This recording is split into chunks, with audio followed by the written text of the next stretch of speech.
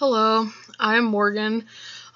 This week for Chapter 2, I had to talk about ADA accommodation.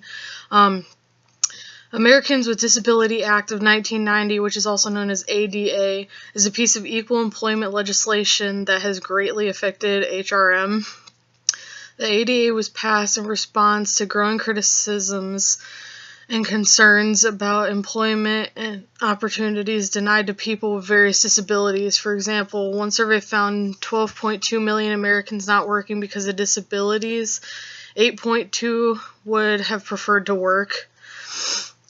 ADA specifically prohibits discrimination based on disability in all aspects of the employment relationship, such as job applications, procedures, hiring, firing, promotion, compensation, and training, as well as employment activities such as advertising, recruiting, tenure, layoffs, leave, and benefits. The ADA defines a disability as a mental or physical impairment that limits one or more major life activities, a record of having such an impairment, and being regarded as having such an impairment. Clearly included within the domain of the ADA are individuals with disabilities such as blindness, deafness, paralysis, and similar disabilities.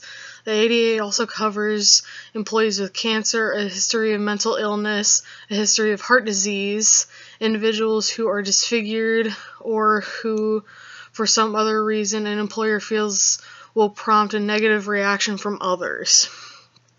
The ADA also requires that organizations make reasonable accommodations for disabled employees as long as they do not pose an undue burden on the organization. A reasonable accommodation is assistance or changes to a position or workplace that will enable an employee to do his or her job despite having the disability. Examples of accommodations could be, but are not limited to, modifying the height of desks and equipment, hiring readers or interpreters to assist an employee, installing telecommunications for the deaf, allowing 10-hour 4-day work week so that worker can receive weekly medical treatments, or modifying exams or training material.